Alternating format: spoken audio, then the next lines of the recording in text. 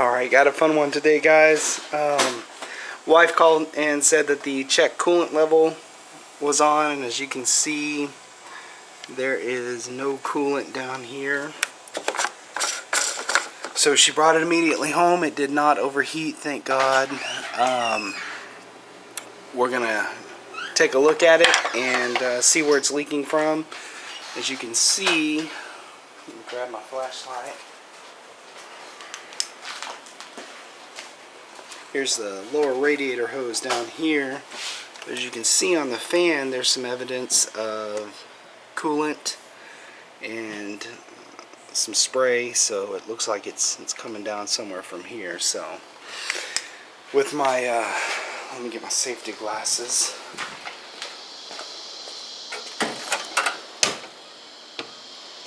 I don't want any of this stuff dropping in my eyes.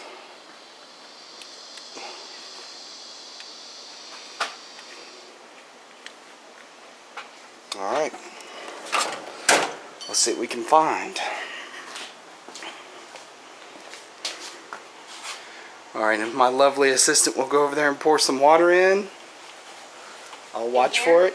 Yeah, just pour it in there slow, and I'm going to come under here and take a look.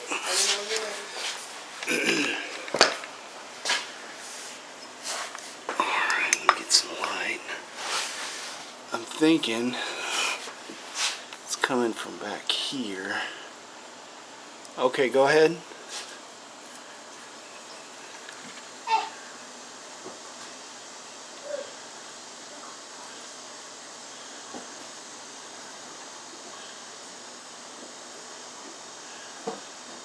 Okay, I can hear it coming down.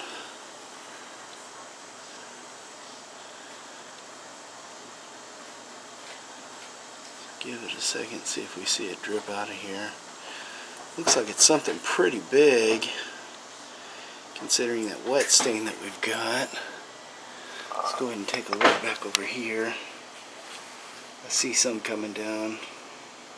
I can see some evidence there. But this far,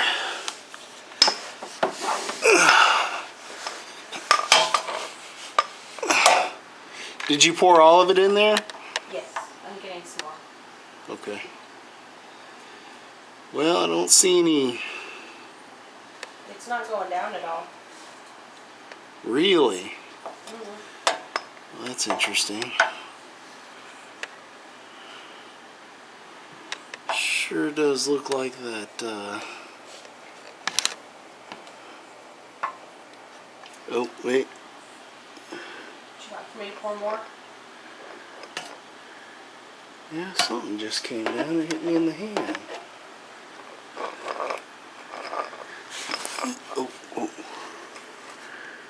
There's a little drip. Oh, please don't be the radiator.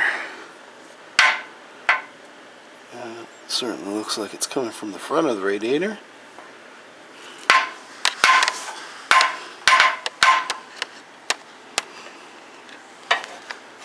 Where is that coming from?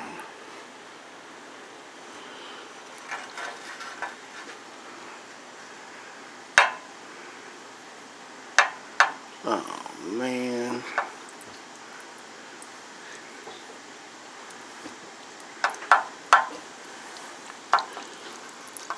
You know, it is drip. Yes. The level is getting lower. Not by much, by any stretch, but it is going down.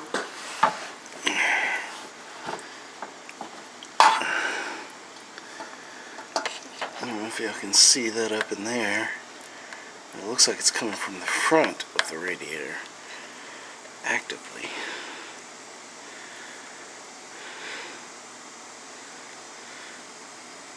Wow, alright. Yep.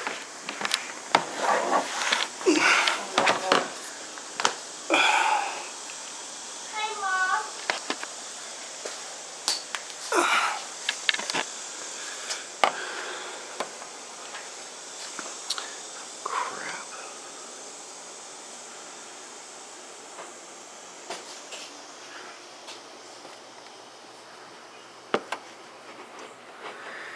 Well,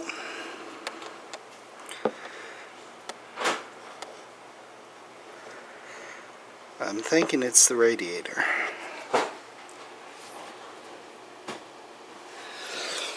Alright, well.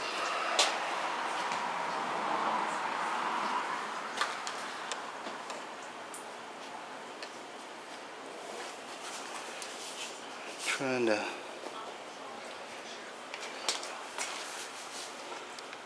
Yeah, that's where it's actively dripping. I'm trying...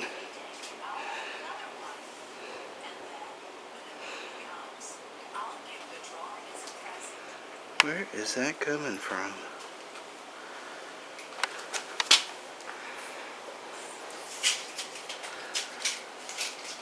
Will you two quit it?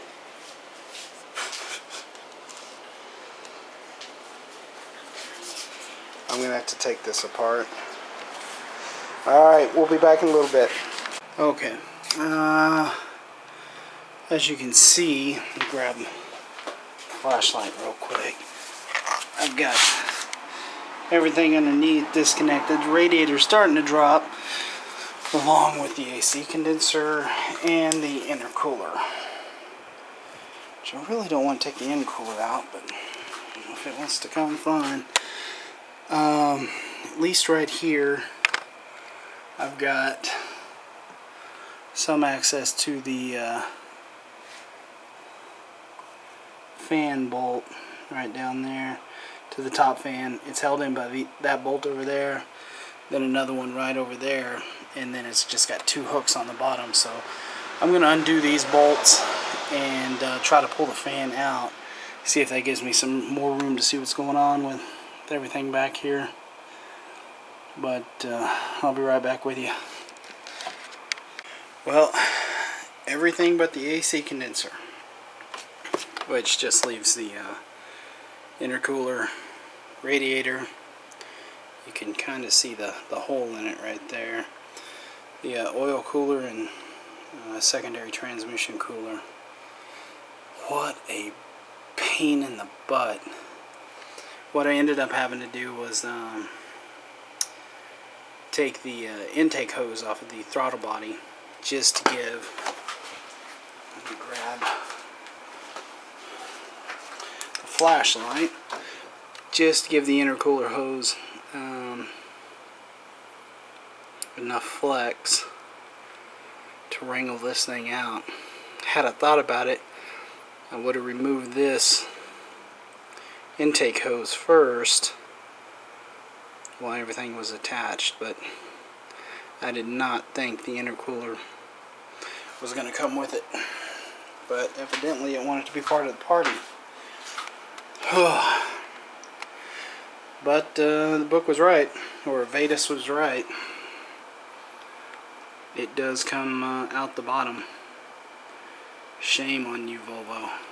That is horrible. Anyways, you've got an overflow tube here that crawl up under here. Overflow tube is connected right there. It's by a compression clamp or band clamp, whatever you want to call it. You're gonna have to cut it and then install a normal screw or worm clamp, or you could use one of those compression or crush clamps if you have one and have the tool to install it. But I'm gonna get that cut off, pull this monster out, and think twice about owning a Volvo. This may be getting traded in or sold pretty soon. This is, God almighty, I can't imagine. Now, I went into this, a little side story, I went into this knowing that pretty much engine work is going to be a pain in the butt, because the book recommends you drop the subframe with the engine attached to do any type of work. But I know like timing belt and head gasket and valves and stuff I can do with it in there. But the only thing that bothers me is the turbo and exhaust manifold. More than likely, subframe would have to be dropped with the engine in it, but good lord, I didn't think it'd fight me this much. Alright, well, there you go. I'll go ahead and get that clamp removed. see how far I get. Alright, we'll talk to you here soon. Alright, here's the old one out. You can see we got a puncture there, and there's a slight crack on the upper radiator inlet tube. So, you know, this thing was the, according to this, it is,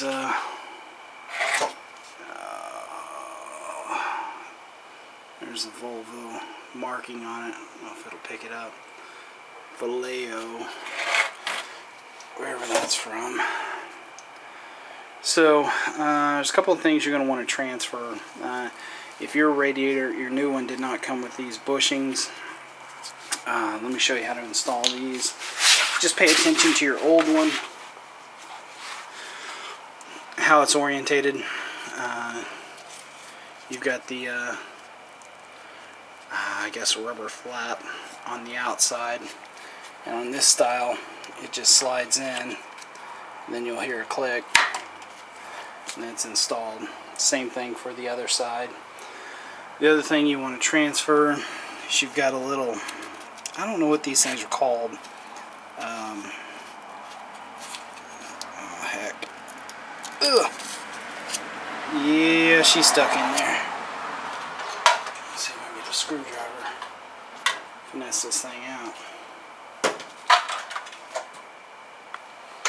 Where are you at? Come on. There we go.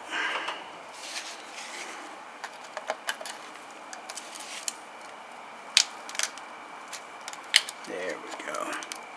This is where the secondary transmission line, the torque screw, connects to. So I want to make sure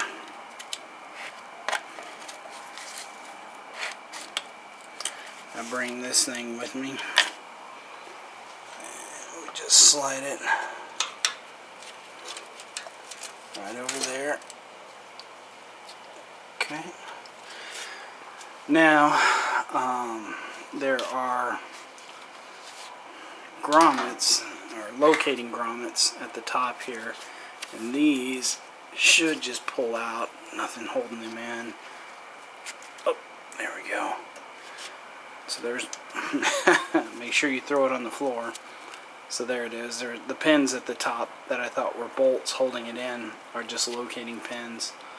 So the nipple goes on the outside, just like that.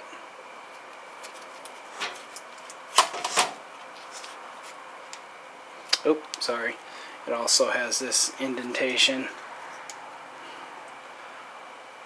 So since I took it off the left side, it needs to go back onto the left side. Right over here. Okay. Let's grab this other one.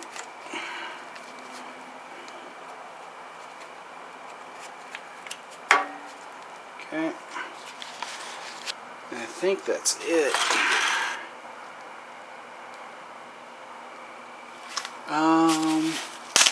Whoa. Yeah.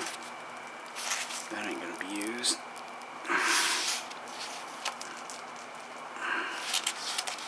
Hold on, I'm gonna set you down for a second.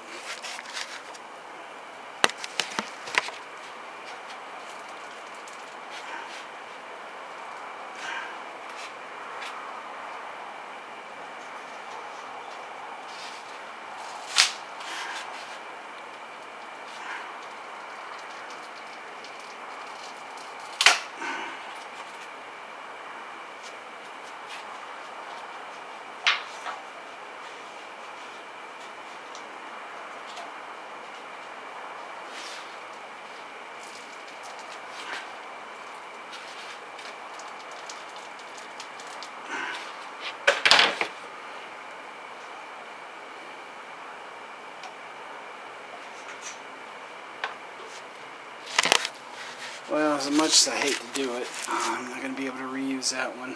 And mine did not come with one. So, guess I'm just gonna have to survive without it. Let's make sure I'm not missing anything else.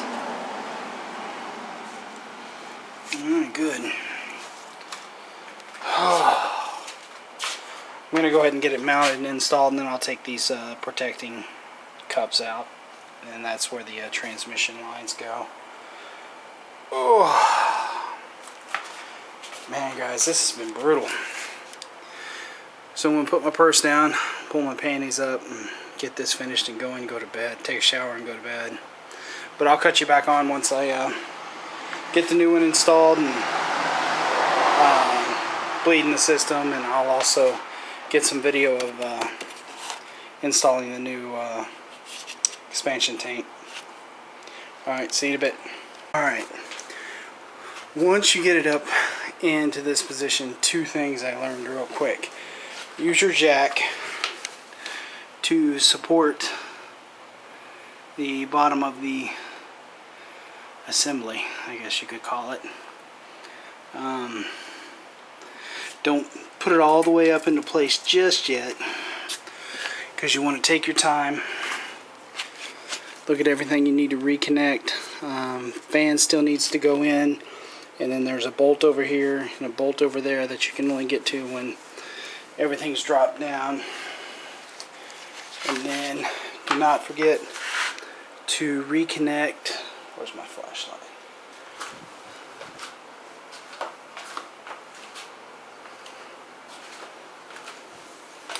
To reconnect your overflow right there. Clean that off. So basically what I did to get it to this point is in the top, the bolt right there, you can see it right there. There's one on this side, one over there on that side, that go through the radiator, the intercooler, and then actually screws into the AC condenser. I hand threaded those top two, and then put one thread, two threads on the bottom bolts. You got two bottom bolts, one on that side, one on this side. So now all three are one unit. So this gives me some breathing room, sit back, decide my next plan of attack. I'm going to go ahead and put the fan in, and then reassemble this bottom portion, the oil cooler and secondary. But the important thing is that when you start to bring these up, make sure that that guide pin right there and right over there go into these grommets on the top of the radiator. Right now mine's off because I need to put the fan in, but before I do, I'm going to go ahead and just test fit the fan and see what I need to connect before putting the fan in there. I'm thinking the upper radiator hose. Go ahead and at this point tighten down the 4 bolts that attach everything together. You should be safe there. I do not have the clamp on the intercooler just yet, the air intake hose. I'll tighten that up before I put the fan on, and then I'm going to play it from there. Right now I'm going to get a drink of water. I'll come back to you when I get to the next step. Alright, let's go ahead, and I've got everything back together. I'd have to say the most complicated part is just taking your time and putting each piece back together in the proper order, which it really wasn't that difficult. Basically, you sandwich all 3 pieces together. Excuse me, it's late. The radiator,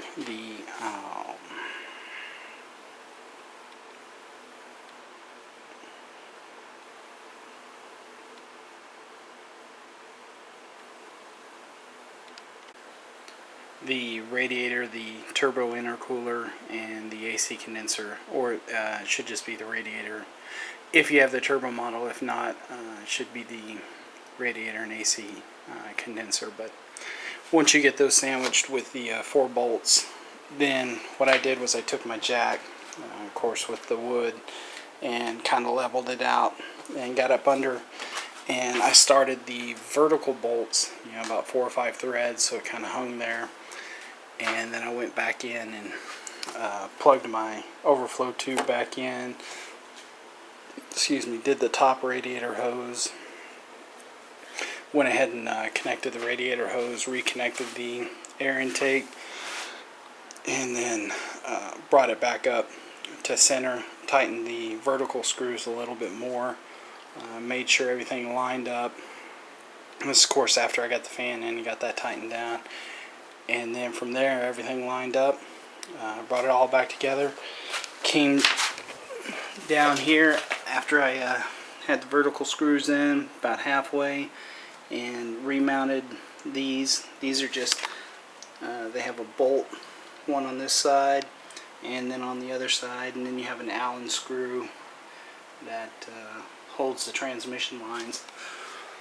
Once that was back together, I torqued the vertical screws to 55 Newton meters, and then 45 Newton meters, and then I reconnected the transmission cooler lines and got it all put back together. So now what we're going to do is we're going to replace this expansion tank, and it looks like somebody had done something, because usually they don't have these worm clamps. They have the compression style clamps that you have to cut off. So let's go ahead and, it's pretty easy to do. I'm going to go ahead and loosen this one. We've got 2 clamps, one here on the top and then one that feeds the bottom, and then we'll have a level sensor on the bottom here. Alright, once that's loose, keep a hold of it. You should be able to twist it off. Okay, just set that aside. And then your power steering fluid tank, that guy just pops right off. It's attached to the compression tank, expansion tank, sorry. Ew. Oh, that bottom one should not be that loose. Alright, I'll tighten that up here in a bit. But let's just set that guy aside. Hey!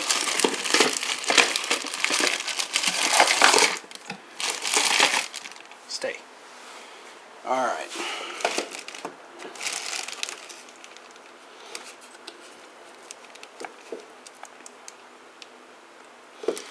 Yeah, it might not stay. Ugh. I'm so close to being done. Alright, anyways, this should just pull off. It's just got tabs on the side here. Once that pulls off, you should have, yeah, there's our level sensor. And that should,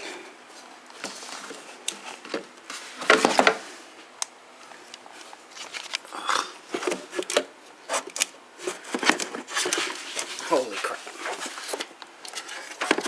There it is. Right back there. So let's go ahead and remount this crap. At least get it out the way. Let's go ahead and unplug our coolant level sensor. It's this guy right here. Should just have to press down on the tab. Oh.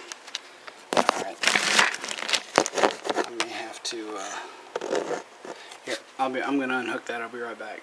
Alright, I was completely wrong. Flip it over and pull the sensor out. You can take a pair of needle nose. I had to wedge it right about there and just kind of pull it out. You don't have to unplug it. Thank God, because that plug was being a pain in the ass. Alright. Let's set the old one over there.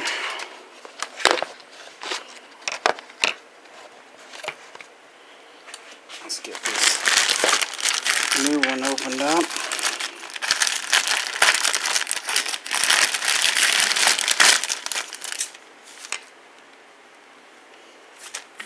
Yeah, even the inside thing isn't all corroded. Good. Alright. So we'll set the bag aside. Let me see if I can get you in a position to watch a little better. Had to plug my camera in.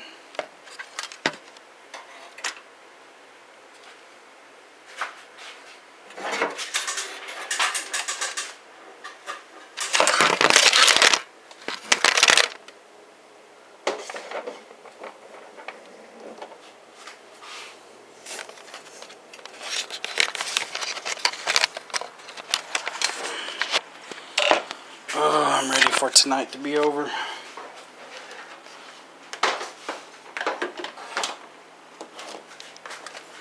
Alright, let's see. How's that look?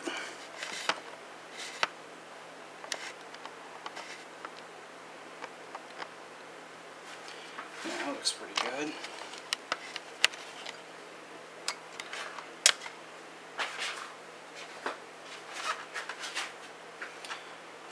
So, yeah. Okay. So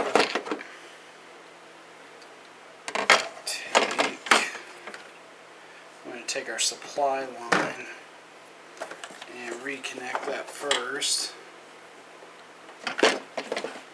It's the one on the bottom.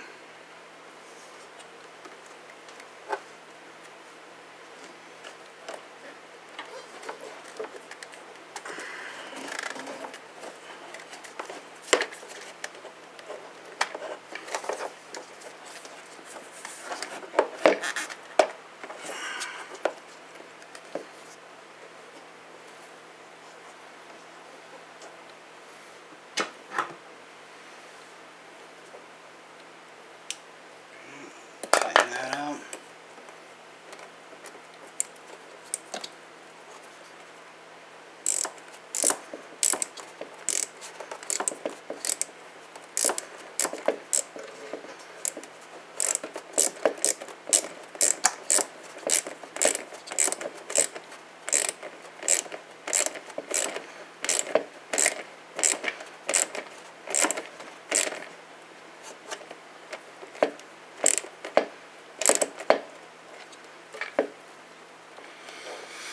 Okay.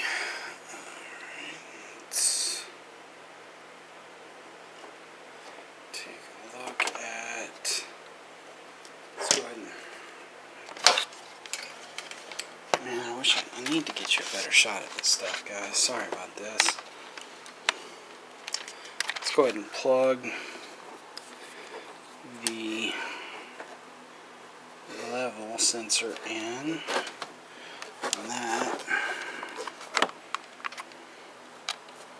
just goes in the bottom right there. Push it all the way in. Do you hear a snap? There we go. Alright. That's it. Not too complicated. So now, what we can do, let's go ahead and reassemble everything.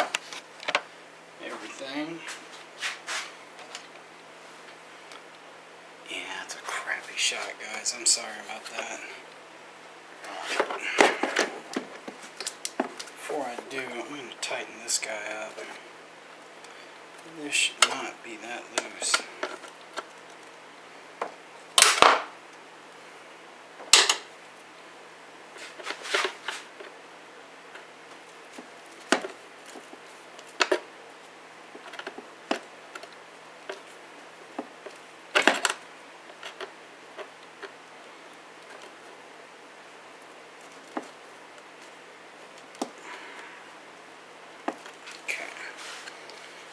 Feel better about that. So let's snap the reservoir back on.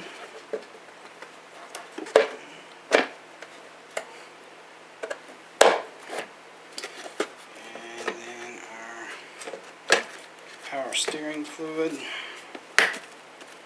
Okay. Perfect. Alright, we can get rid of the old one now.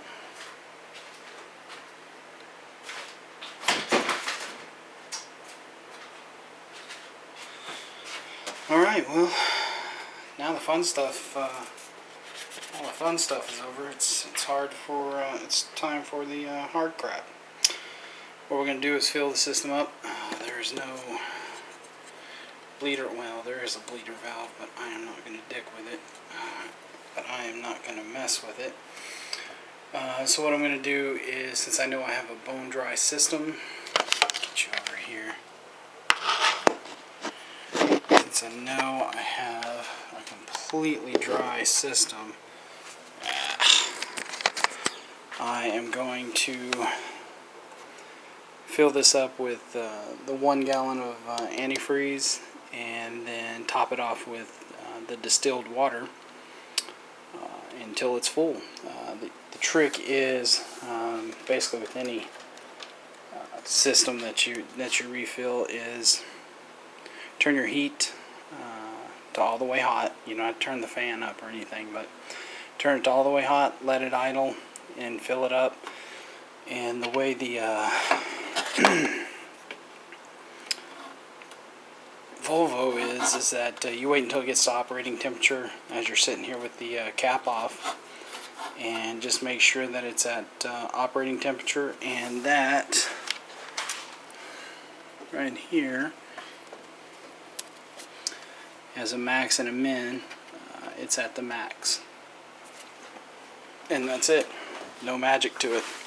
If you had one of the vacuum systems that could draw a vacuum on the cooling system, that would be a lot easier, but since I don't, I'm going to have to let it start up and warm up. Alright, I'm going to shut this off just so the camera doesn't get wet and fall on the ground, but I'll bring you back once I'm done filling it up. One thing I forgot to mention before I left off, I have not started the car yet. I took the entire 1 gallon antifreeze, Volvo antifreeze. Let me grab that bucket for you real quick so you can see what it requires.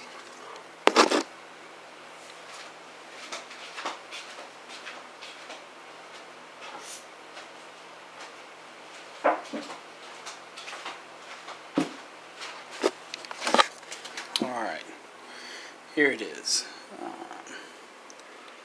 Phosphate free, 1 gallon. There was a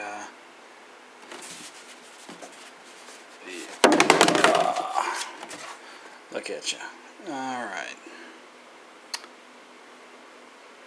I'll let you pause that for whatever you want to read.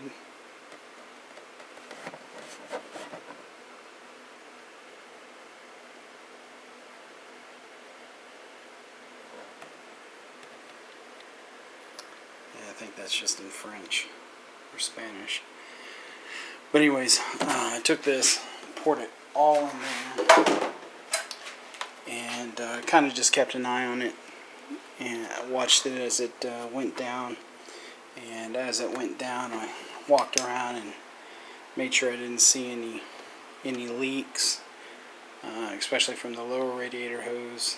The top one, it's probably not filled the radiator yet, but I'm going to go ahead and add this to where, add water to it now to where it's at least to the max, and then I'll start it up. But I just wanted to let you know what I did first. Since it was a dry system, I wanted something in there.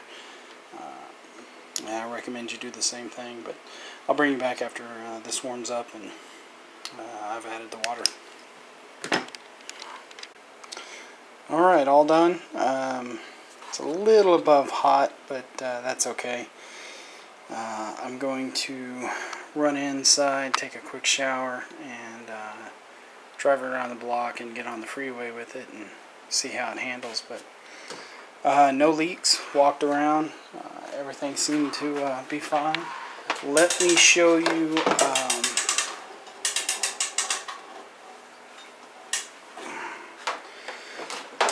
where you can find the dipstick and the refill port for the transmission.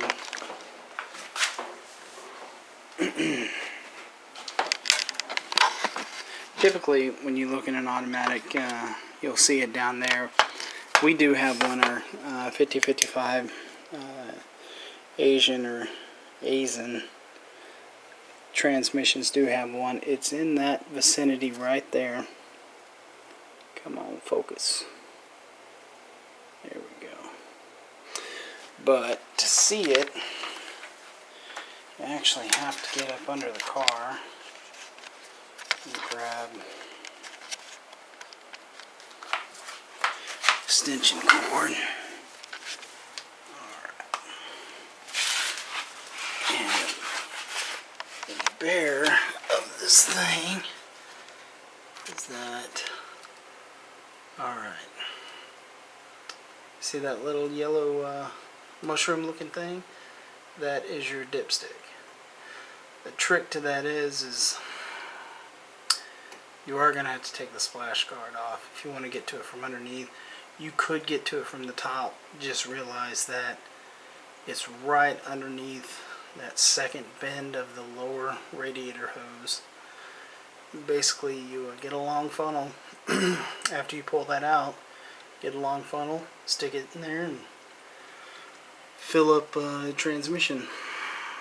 Like I said, I don't really expect this thing to give me but another 5,000 or 10,000 miles, and then I'll be rebuilding it.